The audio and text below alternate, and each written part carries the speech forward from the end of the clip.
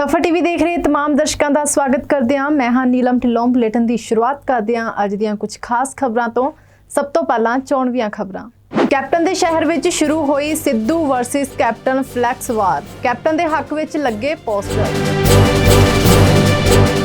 Meeting लई सदे बेरोजगार ETT TET पास अध्यापकों को मिलियां डांगा। बेरोजगार अध्यापकों ने कैप्टन को लिखी खून नाल चिट्ठी। अकाली नेतावां ते परचे दर्ज करन ते भड़के दलजीत चीमा। सरकार नूं दित्ती चेतावनी। गायक खान साहब नूं फगवाड़ा पुलिस ने कीता गिरफ्तार। कोरोना नियमां दी उलंघना कर मना रहे सी जन्मदिन। अमरीका विच वसदे पंजाबियों वालों $1 लाख इकट्ठे कर भेजे। किसान अंदोलन लई बलवीर सिंह राजेवाल वालों अमरीका वासियों का कीता धन्नवाद। हनीप्रीत नूं डेरा मुखी कोल जाण तो रोकिया। अंशुल छत्रपति ने गुरमीत राम रहीम दी मैडिकल पैरोल ते भी खड़े कीते सवाल। ते हुण खबरां विस्तार नाल। पंजाब कांग्रेस विच तनाव दे मद्देनज़र हाई कमांड ने नवजोत सिद्धू ते कैप्टन दरमियान रस्ता लभना शुरू कर दिता, परंतु कैप्टन अमरिंदर सिंह अजे भी छाए हुए नज़र आ रहे हैं।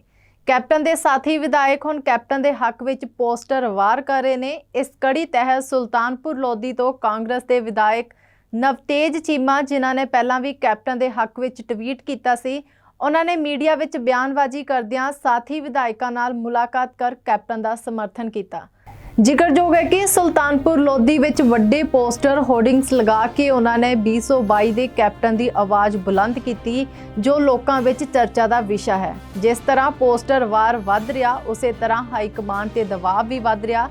कुछ दिन पहला भी नवतेज चीमा की रिहाइश से रखे गए 5 कांग्रेसी विधायकों की डिनर डिप्लोमैसी विच यह भी संकेत दिता गया सी कि कुछ नवीं रणनीति तैयार की जा रही है, जिसकी पुष्टि हुण इन्हां पोस्टरां द्वारा की जा रही है। रोजगार की मांग नूं लैके संघर्ष कर रहे बेरोजगार ईटीटी टैट पास अध्यापक, जिथे 80 दिनों तो पटियाला टावर के उपर सुरिंदरपाल गुरदासपुर सेहत विगड़न के बावजूद भी टावर उपर डटिया होया, उत्थे बेरोजगार अध्यापकों वालों खून पीनी सरकार नूं अज अपनियां मंगां संबंधी खून नाल चिट्ठी लिखी गई, जिस विच बेरोजगार अध्यापकों ने अपील की कि मुख मंत्री कैप्टन अमरिंदर सिंह बेरोजगार अध्यापकों दीयां मंगां जल्द तो जल्द हल करन। सरकार मुर्दाबाद मुर्दाबाद मुर्दाबाद सरकार कर दी मेरा मेरी जान सभी। रोजगार की मांग नूं लैके संघर्ष कर रहे बेरोजगार ईटीटी टैट पास अध्यापकों वालों खून पीनी सरकार नूं अपनियां मंगां संबंधी मुख मंत्री कैप्टन अमरिंदर सिंह नूं खून नाल चिट्ठी लिखी गई, जिस विच बेरोजगार अध्यापकों ने अपील की कि मुख मंत्री कैप्टन अमरिंदर सिंह बेरोजगार अध्यापकों दीयां मंगां जल्द तो जल्द हल करन।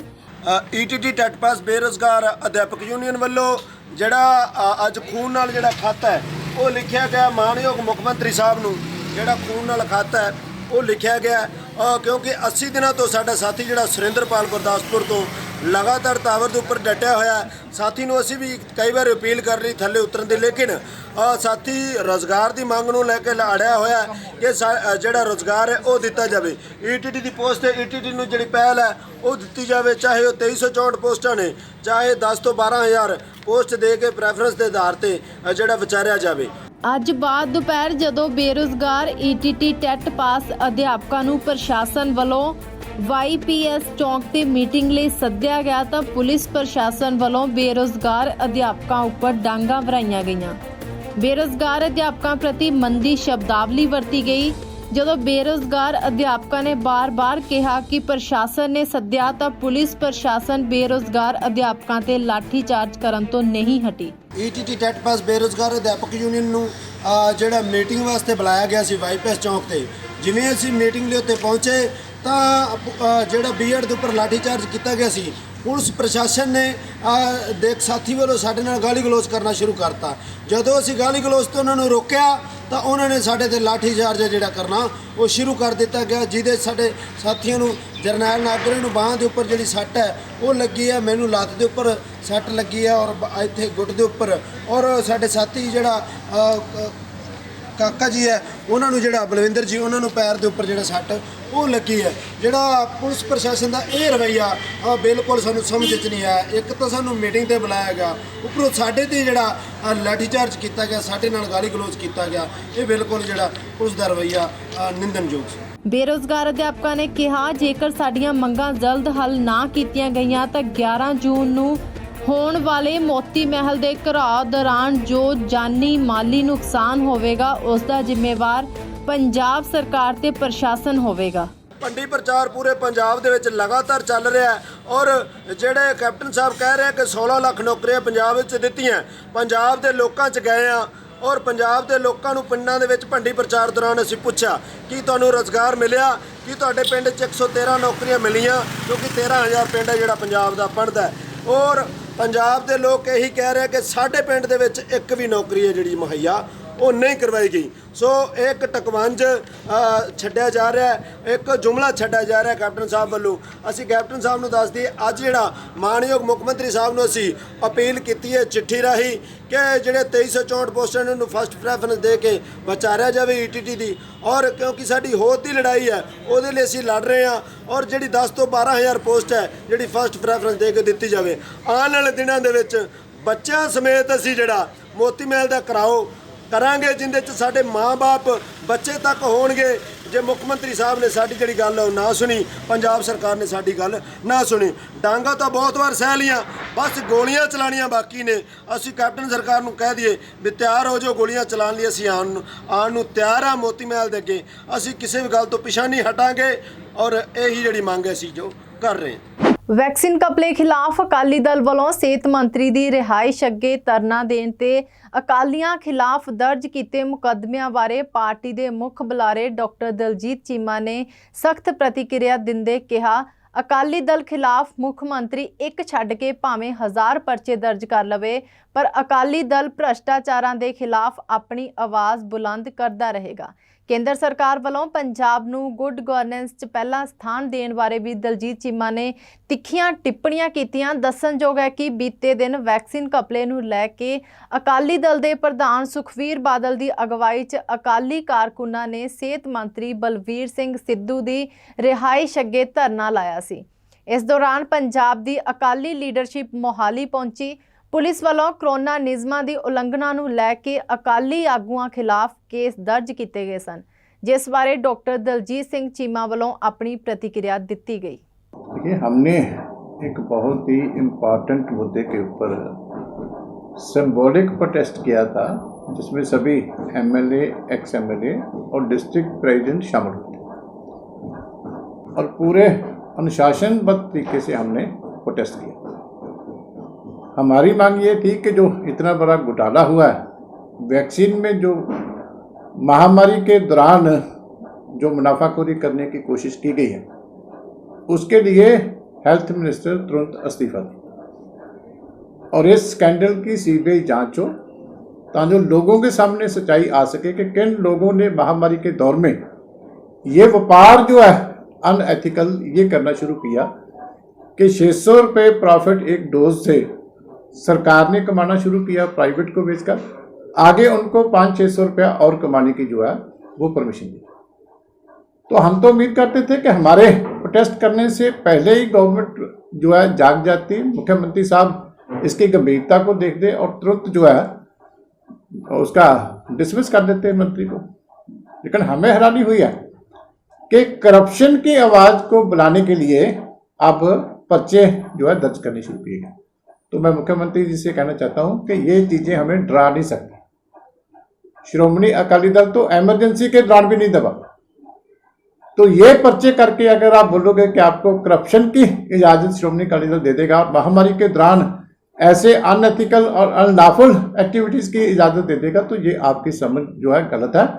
आप एक चढ़ के 100 पर्चे कीजिए, लेकिन जो हमारी मांग है वहीं पर रहेगी। जब तक वो इस्तीफा नहीं देंगे, जब तक इंक्वायरी नहीं होगी, हम पीछे नहीं हटेंगे। आगे भी प्रोटेस्ट करेंगे? करेंगे, बिल्कुल 100% करेंगे। ये कैसे हो सकता है कि महामारी में आप तो चोरबाजारी करो, मुनाफाखोरी करो, भ्रष्टाचार करो। फतेह किट में एक अलग स्कैंडल शुरू हो गया कि एक महीने में कितनी बार फतेह किट खरीदी जा रही है और हर बार टेंडर का रेट बढ़ रहा। तो आप तो चोरबाजारी करो, आप कर्फ्यू लगा के शराब की ब्लैक मार्केटिंग करो, आप कर्फ्यू लगा के तो 5500 करोड़ का रेवेन्यू लॉस कर दो स्टेट को, आप कर्फ्यू के दौरान ज्यादा शराब की फैक्ट्रियां चलाओ और अगर अपोजिशन प्रोटेस्ट करे तो उस पर पर्चा दर्ज करो। यह कहां लिखा है? आप कर्फ्यू के दौरान और महामारी के दौरान गलत काम करते क्यों? उस दिन छुट्टी करो। सारी दुनिया इन दिनों जो है पुण्य कर रही है, कोई भगवान का नाम ले रहा है, आप करप्शन कर रहे हैं। तो आप ऐसे काम क्यों करते हो कि दूसरों को प्रोटेस्ट करना पड़े इन दिनों में? देखो, मुख्यमंत्री साहब का आदेश ही ये बात बताता है कि ये जो पर्चा दर्ज किया पॉलिटिकली मोटिवेटेड, वरना आप भी वहीं थे। हमारे से तो मीडिया की गिनती ज्यादा थी और कितनी खुली जगह पे जो है हमने प्रोटेस्ट किया। बार बार मैंने स्टेज पे भी अनाउंसमेंट की सबको कि जो है ध्यान रखा जाए। किसी ने कोई बैरिकेडिंग नहीं तोड़ा, कोई हाथोंपाई नहीं की, इसलिए कि वो बातें महामारी में अच्छी नहीं लगती।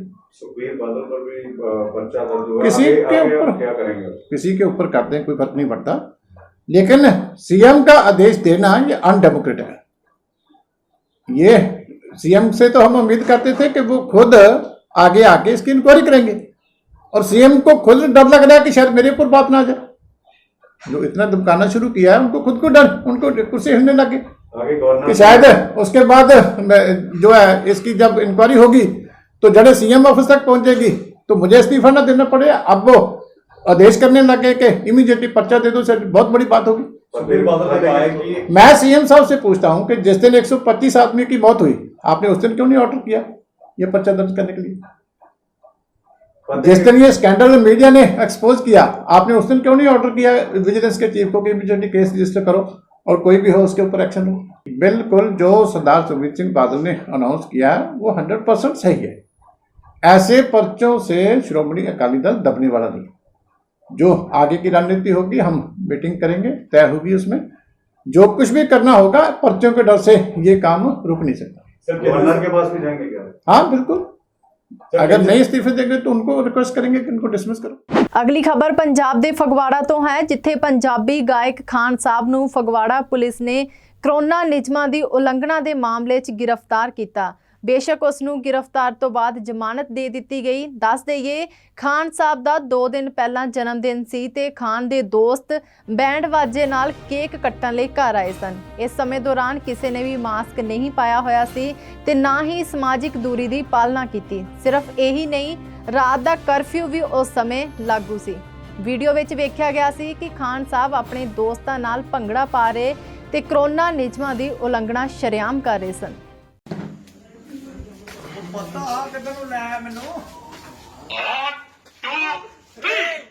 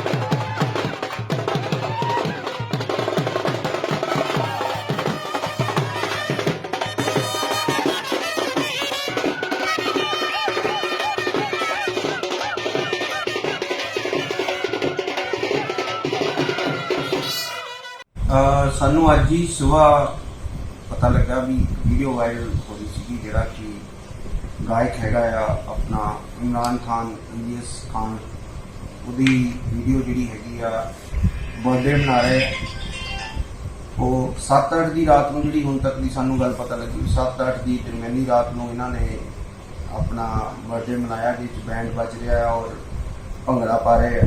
ਉਹਦੀ ਸੰਬੰਧੀ ਦੀ FIR ਨੰਬਰ 61 ਅੱਜ ਅਸੀਂ ਦਰਜ ਕੀਤੀ ਹੈ PS ਨਾਮਪੁਰਾ ਫਗਵਾੜੇ 'ਚ। ਔਰ ਮੇਰੀ ਤੁਹਾਡੇ ਚੈਨਲ ਥਰੂ ਹੀ ਇਹ ਬੇਨਤੀ ਹੈ ਵੀ ਜਿਹੜੀਆਂ ਗੌਰਮੈਂਟਸ ਵੱਲੋਂ ਕੋਵਿਡ ਦੀਆਂ ਹਦਾਇਤਾਂ ਆ ਉਹਦੀ ਪਾਲਣਾ ਕੀਤੀ ਜਾਵੇ, ਉਹਨੂੰ ਬ੍ਰੇਕਅਪ ਨਾ ਕੀਤਾ ਜਾਵੇ ਔਰ ਕੋਈ ਵੀ ਹੋਵੇ ਬੇਸ਼ੱਕ ਜੇ ਉਹ ਬ੍ਰੇਕ ਕਰੇਗਾ ਤਾਂ ਉਹਦੇ ਮੁਤਾਬਕ ਐਜ਼ ਪਰ ਲਾ ਕਾਰਵਾਈ ਕੀਤੀ ਜਾਵੇ। ਦੱਸ ਰਹੇ ਵੀ ਟਾਈਮਿੰਗ ਜਿਹੜੀ ਆ ਰਾਤ 12:30 1 ਵਜੇ ਆ ਔਰ ਹੁਣ ਅਸੀਂ ਇਨਵੈਸਟੀਗੇਸ਼ਨ ਕਰ ਰਹੇ ਹਾਂ ਵੀ ਕਿੱਧਰ ਦੀ ਆਏ ਆ, ਕੌਣ ਹੈਗੇ ਆ। ਅਸੀਂ ਉਹ ਵੀਡੀਓ ਤੋਂ ਹੀ ਬੰਦੇ ਵੀ ਆਇਡੈਂਟੀਫਾਈ ਕਰਾਂਗੇ ਔਰ ਬੈਂਡ ਵਾਲੇ ਵੀ ਆਇਡੈਂਟੀਫਾਈ ਕਰਾਂਗੇ।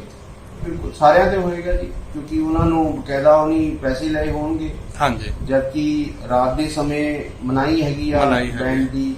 ਔਰ ਜਿਹੜੇ ਵੀ ਜਲੰਧਰ ਤੋਂ ਆਏ ਹੋਏ ਆ, ਜਿਹੜੀ ਹੁਣ ਤੱਕ ਦੀ ਸਾਨੂੰ ਕਲੀਅਰ ਹੋ ਰਹੀ ਗੱਲ ਵੀ ਸਾਂਝੀ ਸਾਂਝ ਨਾਂ ਦਾ ਹੈਗਾ ਗਾਇਕ ਜਿਹੜਾ ਉਹ ਇਹਦਾ ਸ਼ਾਇਦ ਕਲੀਗ ਹੈਗਾ, ਇਹਦਾ ਫਰੈਂਡ ਹੈਗਾ। ਉਹ ਸਰਪ੍ਰਾਈਜ਼ ਦੇਣ ਲਈ ਆਇਆ, ਜਲੰਧਰ ਤੋਂ ਚੱਲ ਕੇ ਆਏ ਆ ਔਰ ਉਹਦੇ ਸੰਬੰਧੀ ਵੀ ਅਸੀਂ ਇਨਵੈਸਟੀਗੇਸ਼ਨ ਕਰ ਰਹੇ ਹਾਂ। ਬਾਈ ਨੇਮ ਜਿਹੜੇ ਸਾਨੂੰ ਹੁਣ ਤੱਕ ਨਾਮ ਪਤਾ ਲੱਗੇ ਆ ਉਹ 4 ਹੈਗੇ, ਬਾਕੀ ਹਾਲੇ ਤੱਕ ਅਣਪਛਾਤੇ। ਭਾਰਤ 'ਚ ਕੇਂਦਰ ਦੀ ਮੋਦੀ ਸਰਕਾਰ ਵੱਲੋਂ ਲਿਆਂਦੇ ਗਏ ਖੇਤੀ ਕਾਨੂੰਨਾਂ ਵਿਰੁੱਧ ਅੰਦੋਲਨ ਕਰ ਰਹੇ ਕਿਸਾਨਾਂ ਨੂੰ ਵਿਦੇਸ਼ਾਂ 'ਚ ਬੈਠੇ ਪੰਜਾਬੀ ਭਾਈਚਾਰੇ ਵੱਲੋਂ ਖੁੱਲ੍ਹ ਕੇ ਮਦਦ ਕੀਤੀ ਜਾ ਰਹੀ ਹੈ। ਅਮਰੀਕਾ ਵਿੱਚ ਵਸਦੇ ਪੰਜਾਬੀਆਂ ਵੱਲੋਂ $1 ਲੱਖ ਇਕੱਠੇ ਕਰ ਕਿਸਾਨ ਅੰਦੋਲਨ ਲਈ ਭੇਜੇ ਗਏ ਬਲਵੀਰ ਸਿੰਘ ਰਾਜੇਵਾਲ ਵੱਲੋਂ ਅਮਰੀਕਾ ਵਾਸੀਆਂ ਦਾ ਧੰਨਵਾਦ ਕੀਤਾ ਗਿਆ। ਉੱਥੇ ਹੀ ਉਹਨਾਂ ਕਿਹਾ ਜਿਸ ਸਮਾਨ ਦੀ ਜ਼ਰੂਰਤ ਹੈ ਉਹੀ ਸਮਾਨ ਪੁੱਛ ਕੇ ਲੈ ਕੇ ਦਿਓ, ਪੈਸੇ ਕਿਸੇ ਦੇ ਹੱਥ ਵਿੱਚ ਨਾ ਫੜਾਓ। ਮੈਂ ਧੰਨਵਾਦੀ ਹਾਂ ਅਮਰੀਕਾ ਵਿੱਚ ਵਸਦੇ ਉਹਨਾਂ ਸਿੱਖਾਂ ਦਾ ਜਿਨ੍ਹਾਂ ਨੇ ਫਰਿਜ਼ਨੋ ਇਲਾਕੇ ਤੋਂ ਕਿਸਾਨ ਮੋਰਚੇ ਲਈ ਬਹੁਤ ਵੱਡੀ ਭਾਰੀ ਮਾਤਰਾ ਵਿੱਚ ਮਾਲੀ ਮਦਦ ਇਕੱਠੀ ਕੀਤੀ ਹੈ। ਇੱਥੇ ਪਹੁੰਚੀਆਂ ਖਬਰਾਂ ਮੁਤਾਬਕ $1 ਲੱਖ ਤੋਂ ਵੱਧ ਉਹਨਾਂ ਨੇ ਇਕੱਠਾ ਕਰ ਲਿਆ। ਪਰ ਮੇਰੀ ਬੇਨਤੀ ਹੈ ਕਿ ਪੈਸੇ ਦੀ ਇੰਨੀ ਬਹੁਤੀ ਹਾਲੇ ਲੋੜ ਹੈ ਨਹੀਂ ਜਿੰਨੀ ਲੋੜ ਤੁਹਾਡੀ ਮਦਦ ਦੀ ਹੈ, ਜਿਹੜੀ ਤੁਸੀਂ ਹਰ ਰੋਜ਼ ਦਿਲੋਂ ਸਾਡੇ ਨਾਲ ਜੁੜੇ ਹੋ, ਇਹਦਾ ਕੋਈ ਮੁੱਲ ਨਹੀਂ। ਤਾਂ ਮੈਂ ਬੇਨਤੀ ਕਰਾਂਗਾ ਜੇ ਕੁਛ ਇੱਥੇ ਲੈ ਕੇ ਵੀ ਆਓ ਸਮਾਨ ਤਾਂ ਜਿਹੜੀ ਜ਼ਰੂਰਤ ਹੋ ਉਹ ਪੁੱਛ ਕੇ ਹੀ ਲਿਆ ਕੇ ਦੇ ਕੇ ਜਾਇਓ, ਪੈਸਾ ਕਿਸੇ ਨੂੰ ਹੱਥ ਵਿੱਚ ਨਾ ਫੜਾਇਓ।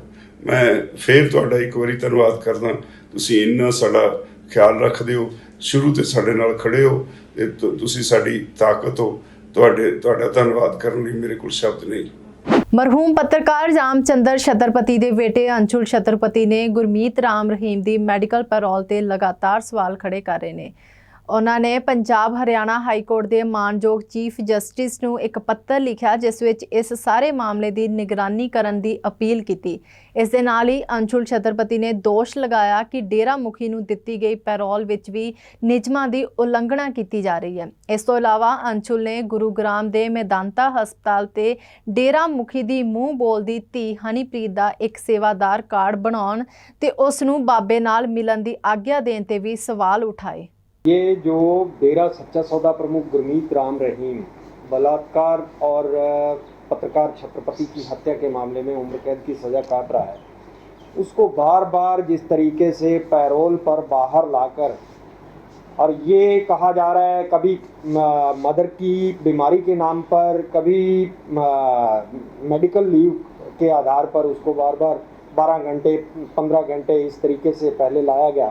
तो हमने तब भी सवाल उठाए थे कि इसको जिस तरीके से बाहर लाया जा रहा है ये कहीं ना कहीं एक ग्राउंड तैयार किया जा रहा है लंबे छुट्टी कटवाने का और सिरसा लाने का, और एक ट्रैक बनाया जा रहा है धीरे धीरे सरकार द्वारा ताकि उसके लिए रास्ता तैयार किया जा सके, साफ़ किया जा सके और फिर ये बहाना हो कि हाँ पहले का रिकॉर्ड जो है वो ठीक रहा इसलिए हमने इसको छूट दी। लेकिन हमने ये जो आज एक लेटर लिखा है माननीय Punjab and Haryana high court के चीफ जस्टिस को, उस लेटर में हमने ये मांग की है कि ये जिस तरीके से बदमाशी चल रही है हरियाणा सरकार की, जेल अथॉरिटीज़ की, डेरा सच्चा सौदा प्रमुख को बार बार बाहर लाकर छूट दिए जाने की, उस बदमाशी पर रोक लगाई जाए। उसमें माननीय हाई कोर्ट जो है वो इंटरवीन करे और इस बदमाशी को बंद करवाया जाए, क्योंकि पिछला जो रिकॉर्ड है, हिस्ट्री आप सबको मालूम है, 25 अगस्त 2017 से पहले भी क्या क्या होता रहा है, किस तरह की घटनाएं होती रही हैं। जब जब ट्रायल चलता रहा इतने सालों तक लगातार,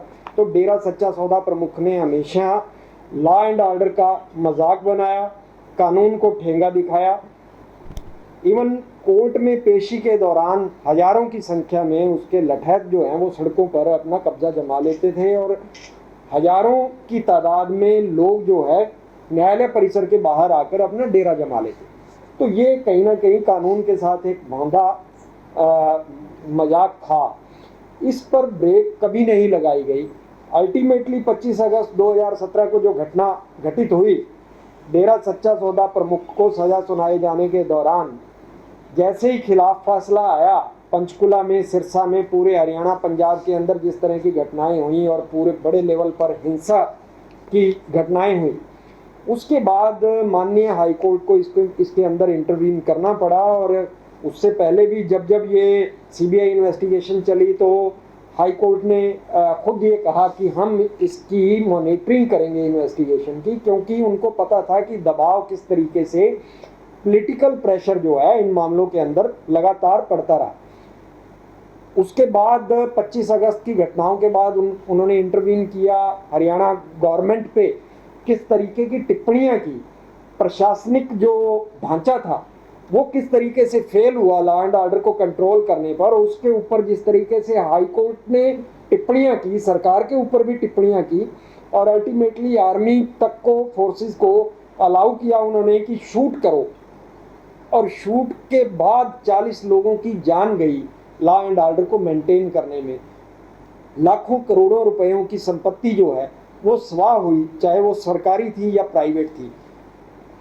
सैकड़ों मीडिया के जो लोग थे उनको चोटें आई, उनका नुकसान हुआ, किसी की बाइक जली, किसी की गाड़ी जली और किसी मीडिया चैनल की ओबी वैन जली। ये सब घटित हुआ 2017 में। अभी हम भूले नहीं हैं, ज़्यादा लंबा अरसा नहीं हुआ इन बातों को। तो मेरा ये गुजारिश है माननीय हाई कोर्ट से कि इस तरह की जो बदतमीज़ी चल रही है, बार बार इसको इस तरह की छूट देकर दोबारा स्टेट को आग में झोंकने का जो प्रयास किया जा रहा है उस पर रोक माननीय हाई कोर्ट लगा सकती है और वो इस पूरे मामले के अंदर अपना दखलंदाजी करके स्टेट गवर्नमेंट को इस तरीके की एक डायरेक्शन जारी करे कि गुरमीत राम रहीम को कोई भी छूट दिए जाने से पहले हमारे से परमिशन ली जाए, वो इसकी मॉनिटरिंग करे। हम ये मांग कर रहे हैं। ਸੋ ਇਹ ਸਨ ਅੱਜ ਦੀਆਂ ਕੁਝ ਖਾਸ ਖਬਰਾਂ। ਇਸ ਦੇ ਨਾਲ ਹੀ ਮੈਨੂੰ ਨੀਲਮ ਢਿੱਲੋਂ ਨੂੰ ਦਿਓ ਇਜਾਜ਼ਤ। ਤੁਸੀਂ ਦੇਖਦੇ ਰਹੋ ਸਫਰ ਟੀਵੀ।